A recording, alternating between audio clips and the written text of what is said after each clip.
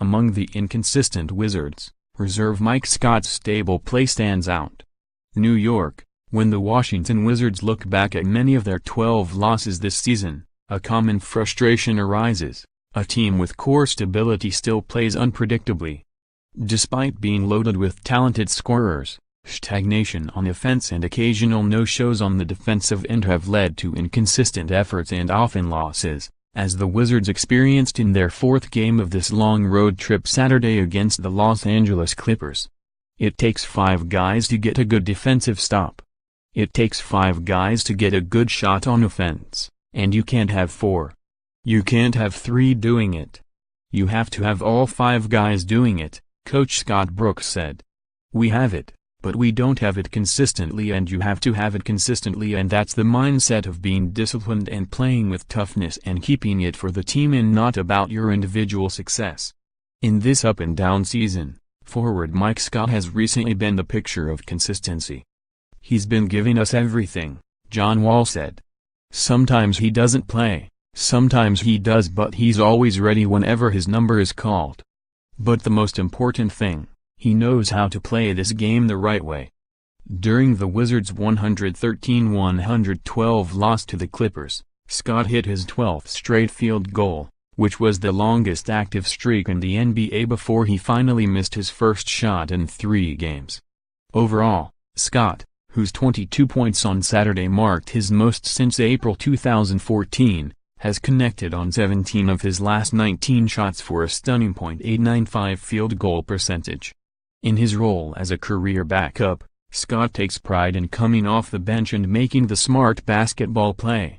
Above everything else, his league-leading percentage over the last 3 games shows the consistency in his vast game.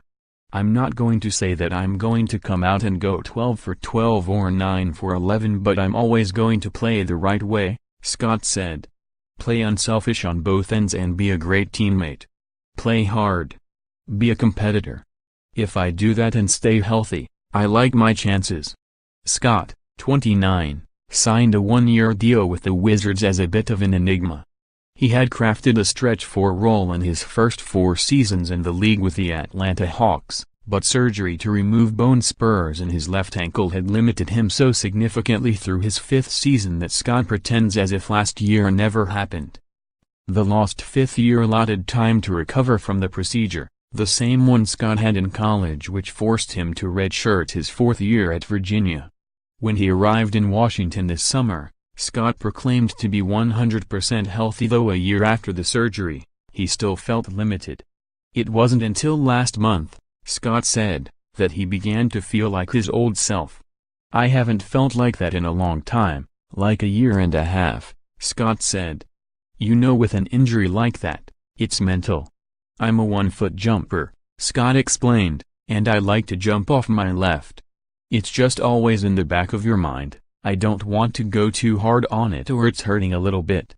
Now, there's no pain. It doesn't hurt. It feels good. Aside from those physical barriers, Scott has remained a constant even when his minutes were not consistent.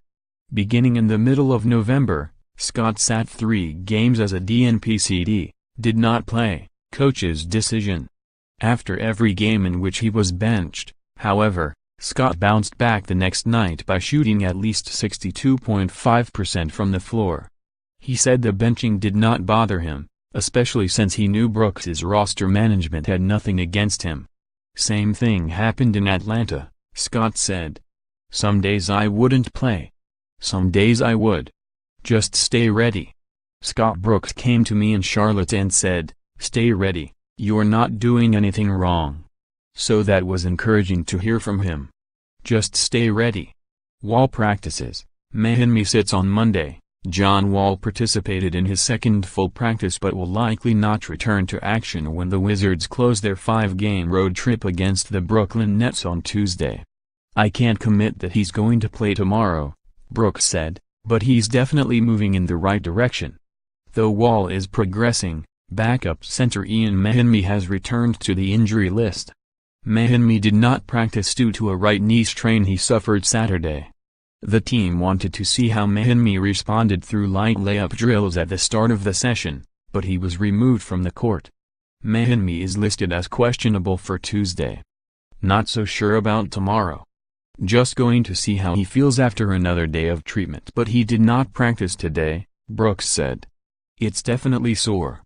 We'll see how he feels tomorrow. Mahinmi's soreness has disrupted his best offensive stretch this season.